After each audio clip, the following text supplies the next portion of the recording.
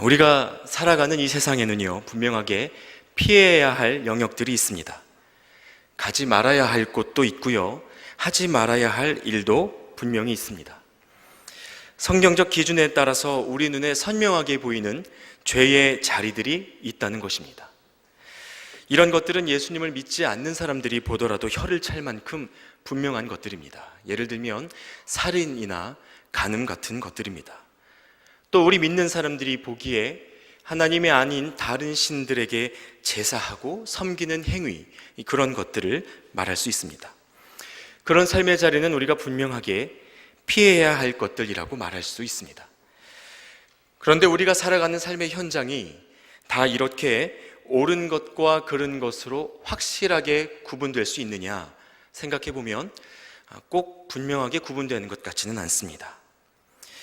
어느 곳에 가면 죄인지 아닌지, 어떤 일을 하면 그것이 죄인지 아닌지 대체로 분명하지 않은 경우가 많습니다.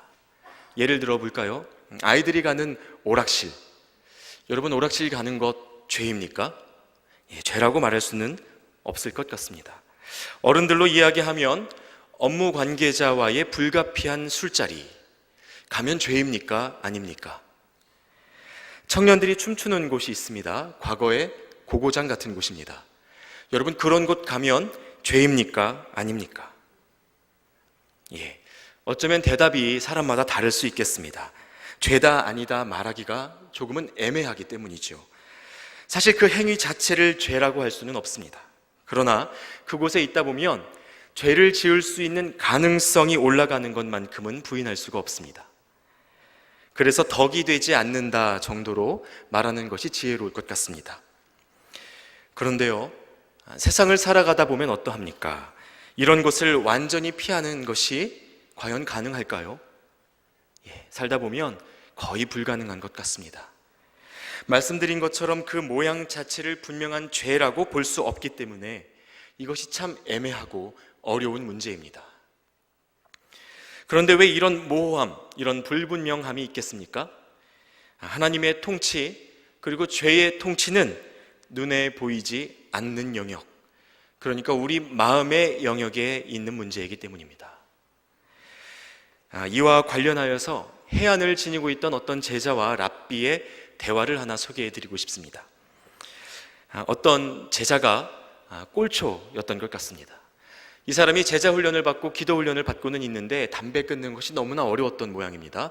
그래서 랍비에게 찾아가 이렇게 물었습니다. 선생님, 저 기도하다가 담배 좀 펴도 되겠습니까? 그랬더니 랍비가 뭐라고 대답했을까요? 그게 무슨 말입니까? 절제하셔야 됩니다. 그런 일은 있어서는 안 됩니다 라고 대답했다는 겁니다. 그 모습을 지켜보던 동료 제자가 야, 이 어리석은 사람아, 내가 하는 것을 좀 봐 하고 다시 그 선생님을 찾아갑니다. 그리고는 이렇게 질문하는 겁니다. 선생님, 제가 담배 피다가 기도 좀 해도 되겠습니까? 어떻게 대답이 나왔을까요? 물론입니다. 담배 피다가 기도하는 것 좋습니다 라고 대답했다는 겁니다. 같은 내용인데 보기에는 비슷해 보이는데 대답이 전혀 다르게 나갈 수밖에 없습니다. 이 두 질문의 차이는 방향성입니다. 그런데 이 방향성이라는 것이 눈에 보이지를 않는 겁니다. 겉모습은 똑같아 보이는 거죠. 방향성은 다른데 겉모습이 똑같다 보니 앞서 이야기했던 바와 같이 우리 삶의 대부분의 영역이 하나님과 세상 중 어디에 속한 것인지 분별하는 것이 참 어렵습니다. 뭐가 선이고 뭐가 악인지 분별하기가 어려운 중간지대, 마치 비무장지대와 같습니다. 여러분, 비무장지대가 어떤 곳입니까? 언제 지뢰를 밟을지 몰라서 불안한 곳입니다. 어디를 밟고 살아야 하는지 늘 헷갈리고 어지러운 곳입니다. 판단의 기준이 모호하다는 것이죠. 그럼 대부분의 사람들이 어떤 선택을 하는지 아십니까? 율법의 매이기를 선택합니다. 쉽게 말해 무엇이 옳고 그른 일인지를 정해버린다는 겁니다. 그러면 의외로 일이 깔끔하고 편해집니다. 본질, 방향성, 이런 것들은 눈에 보이지 않기 때문에 눈에 보이는 것들로 기준을 마련하려는 인간적인 시도를 하게 된다는 것이죠. 또 한 가지 일화를 제가 들려드리고 싶습니다.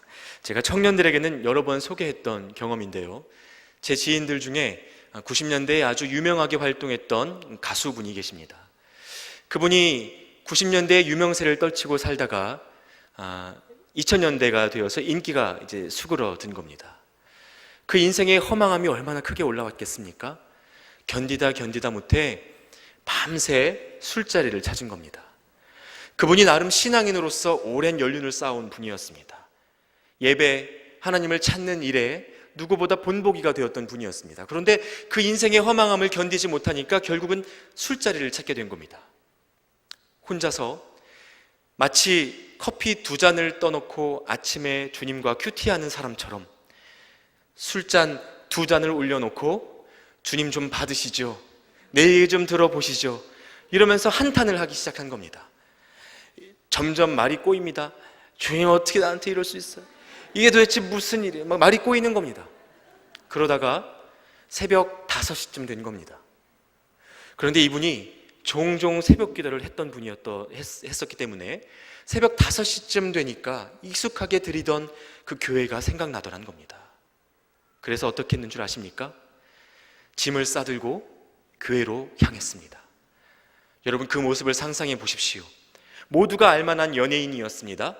화장도 진하게 했고요, 휘황찬란하게 온몸에 뭘 주렁주렁 매달았습니다. 그리고 술에 떡이 되어 교회에 찾은 겁니다. 여러분, 연예인분들은 열정이 특심해서요, 한번 기도하기 시작하면 얼마나 요란한지 모릅니다. 물론 다 그런 것 아닙니다. 혹시 같은 그 분야에 종사하고 계시는 분들이 계시면 죄송합니다. 그분이 그 아침에 술에 떡이 되어서 기도하고 있노라니 난리가 난 겁니다. 아니, 어디서 이상한 여자가 교회에 들어와서 기도하고 있다는 겁니다. 그래서 어떻게 했는지 아십니까? 그 교회 어르신들께서 내쫓은 겁니다. 당신과 함께 예배하는 것이 너무나 방해가 돼서 도저히 그런 모습으로는 우리가 용납할 수 없다고 내쫓은 겁니다. 안타깝게도 그 이후 그분이 자신을 받아주지 않는 교회를 떠나 자기를 받아주는 이단으로 넘어가 3년간 헤매고 있다는 소식을 제가 얼마 전에 들었습니다. 겉으로 보이는 모양이 그 마음의 중심에 갖고 있는 방향성을 대변하지 못했던 것입니다. 또 한 가지 제 일화입니다. 제가 신학대학원에서 공부하고 있던 시절에 너무나 힘겨운 마음 때문에 새벽 예배를 마치고 2층 예배당에 올라가서 엎드려져 기도했던 적이 있습니다. 제가 펑펑 울면서 기도했습니다. 그런데 우는 소리는 들리지 않았던 모양입니다. 제가 그렇게 기도하고 있는데 어떤 분이 제 등을 톡톡 두드리시는 거예요. 누군가 봤더니 한 교수님이십니다. 저에게 뭐라고 하셨는지 아십니까?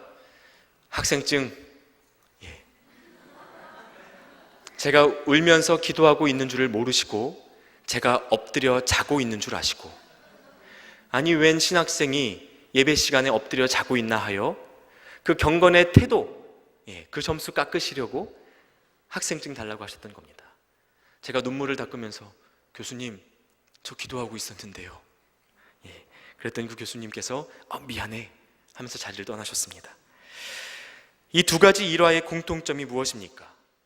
그 모습의 실상, 그 본질이 보이는 것과 달랐다는 것입니다.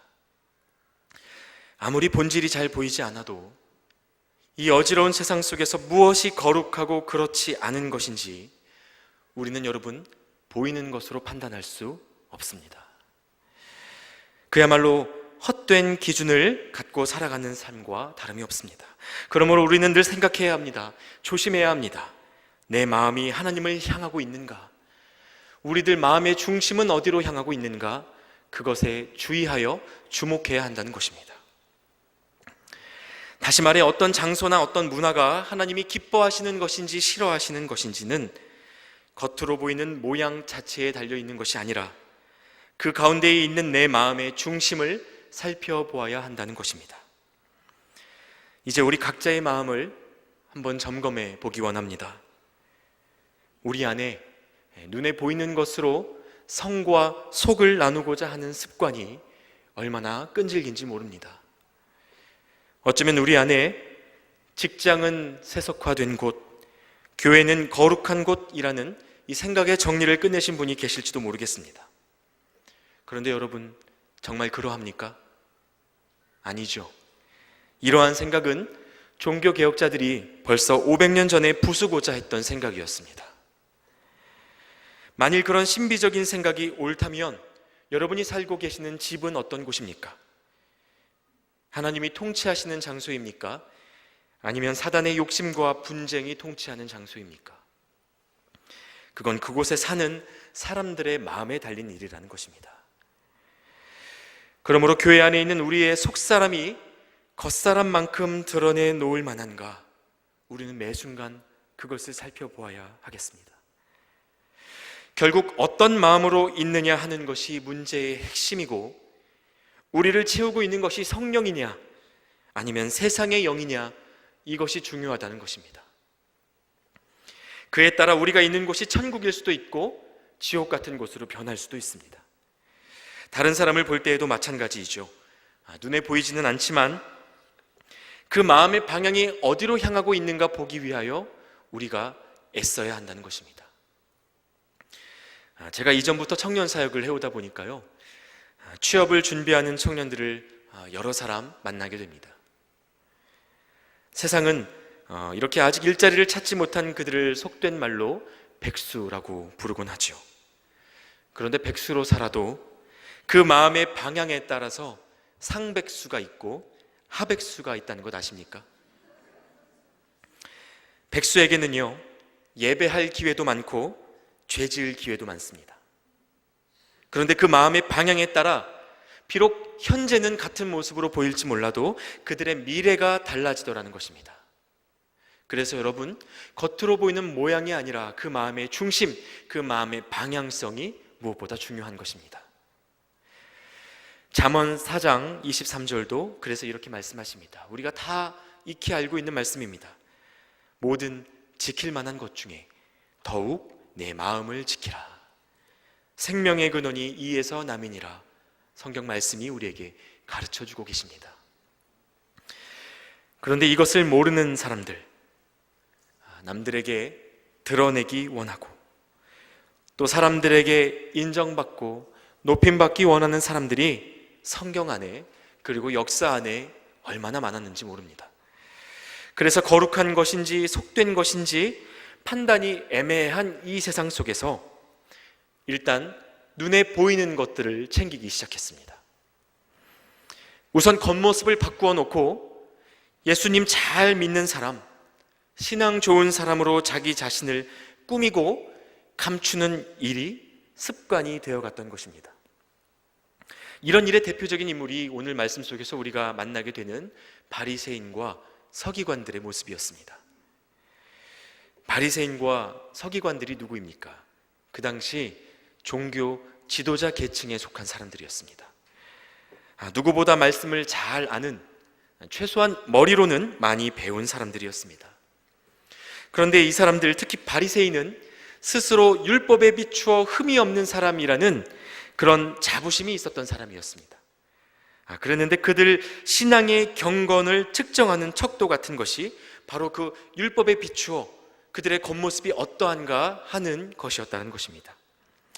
그런데 마음의 근본이 바뀌지 않은 채로 말씀의 본질과 상관없이 그것을 지키려다 보니 사람의 해석을 기초로 한 자기들만의 규칙을 만들어 지키면서 살기에 이르렀습니다. 사람의 기준으로 죄와 죄 아닌 것을 나뉘기 시작했다는 것입니다.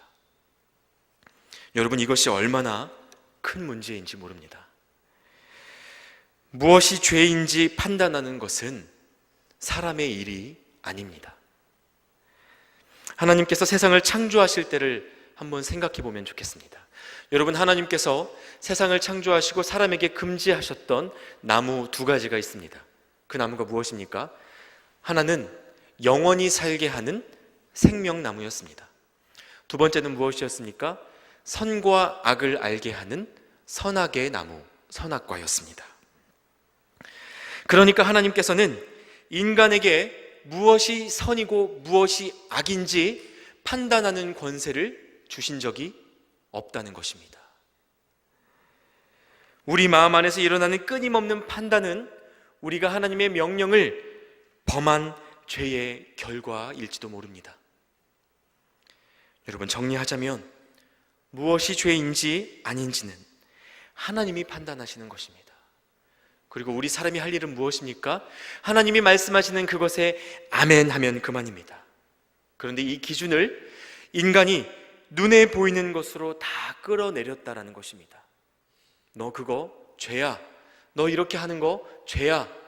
하나님 보시기에 옳지 않아. 판단하는 문화가 그들 안에 일어나기 시작했다는 것이죠. 이제 속 사람, 그 마음의 방향이 어떠하다 할지라도 눈에 보기에 괜찮으면 일단 괜찮은 것으로 인정되기 시작한 것입니다. 누구 마음대로요? 하나님 마음대로요? 아니요, 사람 마음대로요. 안타깝게도 지금까지도 우리가 살고 있는 이 세상, 참 그렇지 않은가 하는 생각 듭니다.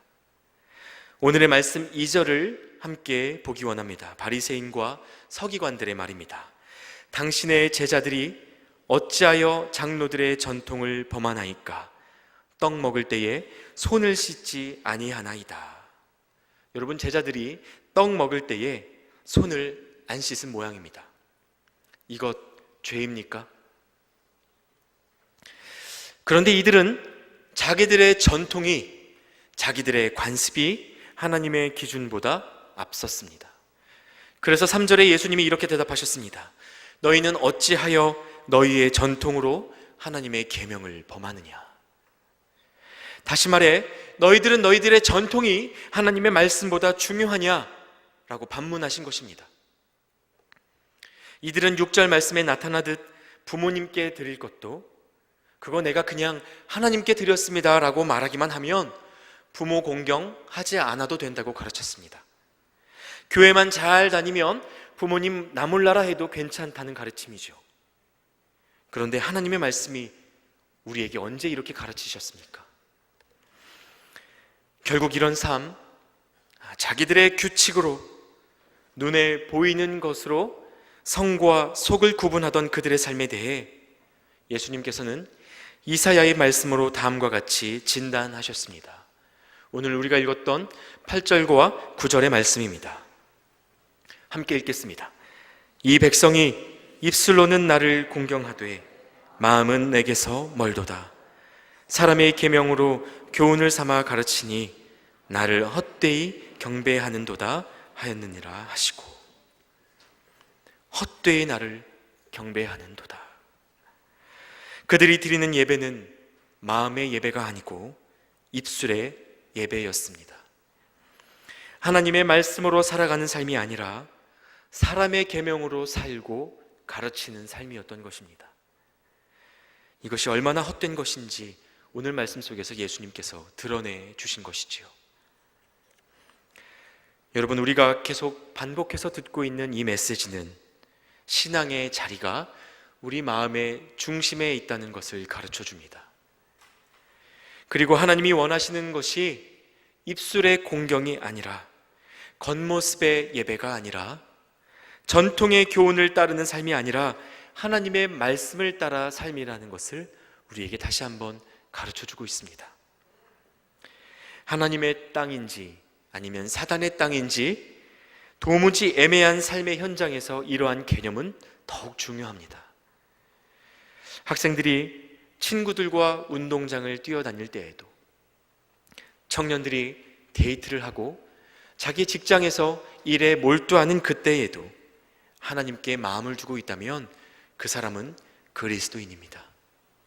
그 삶은 참으로 경건한 삶입니다. 그러나 교회 안에 있다 해도, 심지어 선교지에서 열심으로 봉사를 감당하고 있다고 해도 그 마음이 추구하는 것이 사람의 전통이요 하나님이 아닌 그 무언가라면 그것은 입술의 경건일 뿐입니다. 여러분, 저는 오늘 이 말씀을 두렵고 떨림으로 여러분과 함께 나누고 있습니다. 이 시간 우리 마음의 중심이 어디에 있는지 가만히 살펴보고, 또 하나님 앞에 깨끗하고 정직하게 서실 수 있기를 소망합니다. 그리고 누군가를 바라볼 때에도 사람의 전통과 눈에 보이는 모양에 근거한 판단에 마음 빼앗기지 않으시기를 소망합니다. 왜냐하면 성경 말씀을 보면 입술의 경건만으로 치장한 그 삶의 결국이 참 무섭다는 것을 깨닫게 되기 때문입니다. 형식으로만, 겉사람으로만 하나님을 섬긴다 하면서도 마음이 굳어서 사랑이 식어버린 상태를 그냥 두면 시간이 지날수록 이 굳기가 더욱 심해지는 법입니다. 찔러도 피 한 방울 나지 않는다라는 이 말이 그 상태를 잘 보여주는 격언입니다. 그럼 그 끝이 어떻게 되겠습니까? 오늘 말씀 안에서 바리새인과 또 서기관들에게 예수님께서 인용하셨던 구약 성경, 그 이사야의 1장 말씀에 보면 형식적 예배를 일삼던 이스라엘 백성을 향해 하나님께서 이렇게 말씀하셨습니다. 여호와께서 말씀하시되 너희의 무수한 재물이 내게 무엇이 유익하니요? 나는 순양의 번제와 살찐 짐승의 기름에 배불렀고 나는 수송아지와 어린 양이나 순염소의 피를 기뻐하지 아니하노라. 너희가 내 앞에 보이러 오니 이것을 누가 너희에게 요구하였느냐? 내 마당만 밟을 뿐이니라. 여러분, 이 말씀 안에 하나님의 슬픔이 느껴지십니까? 그러면서 16절, 17절에 이어서 이렇게 호소하셨습니다. 너희는 스스로 씻으며 스스로 깨끗하게 하여 내 목전에서 너희 악한 행실을 버리며 행악을 그치고 선행을 배우며 정의를 구하며 학대받는 자를 도와주며 고아를 위하여 신원하며 과부를 위하여 변호하라 하셨느니라. 여러분, 하나님은 우리의 중심을 아시고 절대 속지 않으시는 분이십니다. 우리가 하나님의 말씀을 귀로 듣는지 아니면 그 마음으로 듣는지 하나님은 이미 아시는 분이십니다. 작년에 국제경제뉴스에서 이런 기사를 제가 하나 보았습니다. 경제협력개발기구인 OECD의 연구 발표에 관한 것이었는데요. 그 제목이 이러했습니다. 전 세계 짝퉁 시장 규모 4,610억 달러. 이런 기사 제목을 보았습니다. 여러분, 4,610억 달러면 원화 기준으로 516조 하고도 5,500억 원 정도입니다. 2017년 대한민국 정부가 발표한 나라 살림 예산이 400조 원 정도입니다. 그러니까 전 세계적으로 짝퉁 시장이 한 나라 살림을 좌지우지할 수 있을 정도인 셈이죠. 연구 보고서는 이러한 현상을 심각한 위험이다라고 평가했습니다. 가짜가 진짜를 대체하는 이 시대적인 현상, 이것이 얼마나 위험한 일인지 경제뉴스에서 지적했던 것입니다. 제가 이 기사를 보면서 혹시나 제 안에 겉사람으로의 예배가 익숙해지고는 있지 않은지 그런 경각심을 경험하게 되었습니다. 여러분, 세상은 점점 흉내내는 것에 익숙해집니다. 그러다가 자기 자신까지도 속이면서 살아갑니다. 그렇게 살지 못함에도 불구하고 머리와 형식으로만 예배를 배우고 그것이 괜찮다고 스스로를 속이곤 하는 것이죠. 여러분, 이 말은 정말 문자 그대로 진실입니다. 인간의 속사람은요, 겉사람에 속습니다. 이것이 무슨 말인가 하냐면요, 제가 대학에서 심리학을 전공했습니다. 그런데 1학년 때 수업을 들으면서 아주 흥미롭게 들었던 이야기가 있습니다. 소개팅을 할 때는 어두운 곳에서 소개팅을 하라라는 이야기였습니다. 왜 그럴까요? 이유인 즉슨 여러분, 어두운 곳에 가면요, 의학적으로 인간의 눈, 이 동공이 확장됩니다. 보통 사람의 동공이 언제 커지냐 하면 관심 있고 마음 가는 것을 바라볼 때 동공이 커집니다. 그런데 여기에서 재밌는 것이 관심 있는 것을 바라보았을 때 동공이 커지는 것이 순차적인 반응인데, 거꾸로 어디서든 자기 동공이 커지면 사람이 내가 지금 관심 있는 것을 보고 있구나 라고 자기 마음이 속는다는 것입니다. 그래서 어두운 데에 가서 소개팅을 하면 자기 눈에 동공이 확장되는데 그것이 어두워져서 그런 것인 줄을 모르고 내가 지금 관심 있는 사람을 보고 있구나 라고 자기 마음을 속이며 호감을 스스로 갖게 된다는 것입니다. 여러분, 이것이 심리학적으로 증명된 일입니다. 사람이요, 자기의 겉사람에 속사람이 속는 것입니다. 이렇게 인간의 마음이 우둔합니다. 여러분, 그러므로 우리는 정말 조심해야 합니다. 겉사람의 예배에 익숙해진 사람은 스스로를 아주 쉽게 속입니다. 그리고 성령의 조명이 아니면 이런 현상을 깨닫지도 못하고 살아가는 것이 우리 인간입니다. 끊임없이 하나님 앞에 엎드려 물어야 할 줄로 믿습니다. 스스로를 향한 말씀의 진단 앞에 서기를 주저하지 마십시오. 여러분, 우리의 경건은 진짜입니까? 어디에서 무엇을 하든 하나님께 그 마음이 향해 있습니까? 하나님의 마음이 있는 그곳에 우리의 손과 발이 움직여집니까? 제가 오늘 말씀의 서두에서 우리 마음의 중심이 보이지 않는다라고 말씀 나누었습니다. 그러나 우리 마음의 상태를 분별할 만한 힌트가 아예 없는 것은 아닙니다. 시간을 두고 오래도록 지켜보면 그 삶에 맺히는 열매가 있기 때문입니다. 대표적으로 갈라디아서 5장에 기록된 성령의 9가지 열매도 귀한 힌트가 될 수 있습니다. 한번 기억해 보겠습니다. 그 안에 어떤 열매들이 있습니까? 사랑과 희락과 화평과 오래 참음과 자비, 양선, 충성, 온유와 절제니 이 같은 것을 금지할 법이 없느니라 라고 갈라디아서 말씀이 전해주고 있습니다.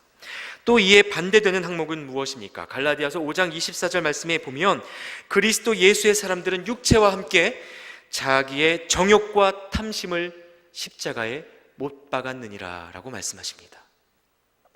그러므로 성령의 열매에 반대되는 것은 정욕과 탐심이라는 것입니다. 여러분, 경건과 예배가, 우리가 드리는 그 경건과 예배가 진짜인지 가짜인지, 속사람의 것인지 겉사람의 것인지 분별하기 위해서는 우리 안에 어떤 열매가 맺히고 있는가 스스로 돌아보는 것이 참으로 중요합니다. 여러분의 마음에는, 그리고 여러분의 삶에는 어떤 열매가 맺히고 있습니까? 오늘 바울 사도가 우리에게 가르쳐주는 바와 같은 성령의 9가지 열매 중 하나가 맺히고 있습니까? 아니면 정욕과 탐심이 맺히고 있습니까? 여러분, 우리는 죄인입니다. 제가 조금 전에 우리 마음에 어떤 열매가 있는지 돌아보자고 여쭈었습니다. 여러분, 이때 하나님이 원하시는 대답이 무엇이라고 생각하십니까? 주님, 제 마음에는요, 사랑과 희락과 오래 참음 같은 성령의 열매가 가득합니다. 이런 자랑스러운 대답이겠습니까? 여러분, 아닙니다. 이런 대답은 학교 다닐 때 주로 반장들이 선생님한테 잘 보이려고 하는 대답일 뿐입니다. 이런 대답을 드려야 한다는 겉사람의 욕구에 또 속으시지 않기 바랍니다. 하나님이 원하시는 대답은 그런 대답이 아닙니다. 주님, 말씀을 따라 내 마음을 보니 제가 죄인인 것이 너무나 분명합니다. 제 안에서 여전히 정욕과 탐심을 봅니다. 주님, 나를 불쌍히 여겨 주십시오. 그래서 나는 지금도 주님이 필요합니다. 이런 대답 아니겠습니까? 여러분, 이러한 정직한 대답을 하나님이 기뻐하시는 줄 믿습니다. 여러분, 오늘 이 시간의 예배를 통해 다시 한번 우리 모두가 하나님 앞에 엎드리기를 소망합니다. 마음의 중심이 새롭게 되는 것, 이것은 하나님께서 오늘 우리 각자에게 주시는 메시지입니다. 다른 사람을 위한 것이 아니라 저와 여러분 한 사람 한 사람을 위한 하나님의 음성으로 들으실 수 있기를 바랍니다. 혹시 여러분이 지금 은혜 가운데 잘 서 계시다면 주님 없이는 언제든지 넘어질 수 있음을 알고 겸손하게 서시고, 죄 가운데 있어서 찔림이 있다면 주님이 이루신 십자가의 죽음과 부활을 바라보며 그 사랑을 의지하며 새 소망을 삼으시면 됩니다. 이제 말씀을 정리하며 되새겨보기 원합니다. 앞서 나눈 말씀처럼 우리가 살아가고 있는 이 세상은, 그리고 사람들은 겉으로 드러나는 모양만 가지고는 하나님께 속한 것인지 땅에 속한 것인지 다 볼 수 없습니다. 물론 그 삶의 열매를 보면 어느 정도 알 수 있겠으나 그것을 삶의 순간으로 판단할 수는 없는 일이라는 것입니다. 성경 안에서 많은 성도님들이 존경하는 인물 중에 다윗이 있습니다. 그에게는 별명이 하나 있었습니다. 하나님의 마음에 합한 사람이다 라는 별명입니다. 이스라엘의 두 번째 왕을 세울 때 사무엘 선지자는 사람의 키와 용모를 보았으나 하나님은 중심을 보셨고 그렇게 다윗에게 기름을 부으셨습니다. 하나님의 마음에 합한 사람, 여러분, 이것이 얼마나 탐나고 또 존귀한 별명입니까? 그러나 여러분, 이것이 다윗이 온전하고 완벽한 사람이라는 것을 뜻하는 것은 아니라는 것을 우리 모두가 알고 있습니다. 여러분, 그의 삶을 다 알고 계시지 않습니까? 이는 다만 그가 얼마나 낮은 마음으로 하나님의 은혜를 구하던 자인지를 보여주는 별명인 것입니다.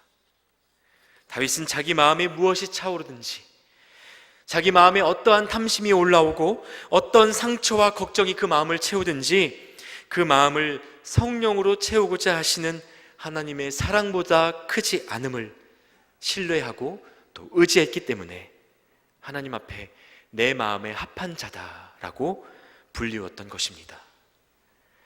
여러분, 이제 그 마음을 하나님 앞에 정직하게 내어드리십시오. 하나님은 그것을 꿰뚫어 보시며 우리의 중심에 깊은 관심을 갖고 계십니다. 겉사람의 신앙에 스스로 속지 마십시오. 성령께서 비추시는 빛 아래에 매 순간 서시는 은혜가 있기를 축복합니다. 우리가 부족하고 약할지라도 여전히 소망을 이야기할 수 있는 것은 하나님께서 우리의 어떠함에 따라 보지 않으시고 예수 그리스도를 통하여 바라봐 주시는 그 은혜 때문입니다. 지금도 우리를 사랑하셔서 하나님을 마음의 중심으로 또 온 마음으로 기뻐하고 누리는 삶이 얼마나 놀라운 것인지 우리에게 친히 가르쳐 주시는 하나님이시기 때문입니다. 여러분, 하나님의 그 오랜 기다림을 깨닫고 이제는 나뉘지 않은 온전한 마음, 겉사람보다 더욱 아름다운 속사람으로 하나님께 드려지는 인생 되시기를 축복합니다. 로마서 8장 37절 말씀처럼 이 모든 일에 우리를 사랑하시는 이로 말미암아 우리가 넉넉히 이기게 될 줄로 믿습니다. 함께 기도하겠습니다. 하나님, 감사합니다. 오늘 우리를 예배의 자리로 불러주시고 입술과 형식의 경건이 아니라 마음과 속사람의 정결함을 가지고 참된 경건을 회복하도록 권고해 주시니 감사를 드립니다. 하나님, 우리는 연약하고 부족하여 여전히 정욕과 탐심과 하나님 아닌 사람의 전통에 매여 주의 뜻을 바로 보지 못하는 것을 고백합니다. 구하옵나니 주여 우리를 불쌍히 여겨 주시옵소서.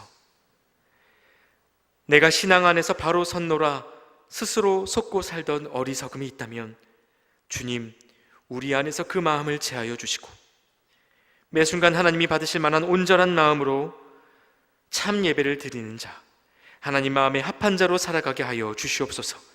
무엇이 옳은지 그른지 판단하기보다 그저 주님의 마음이 있는 그곳에서 사랑과 섬김으로 주의 뜻을 따라가며 거룩의 열매를 맺는 동숭의 모든 교우들 되도록 축복하여 주시옵소서. 지금도 우리와 동행하시며 새롭게 하시는 우리 주 예수 그리스도의 이름으로 기도하옵나이다. 아멘.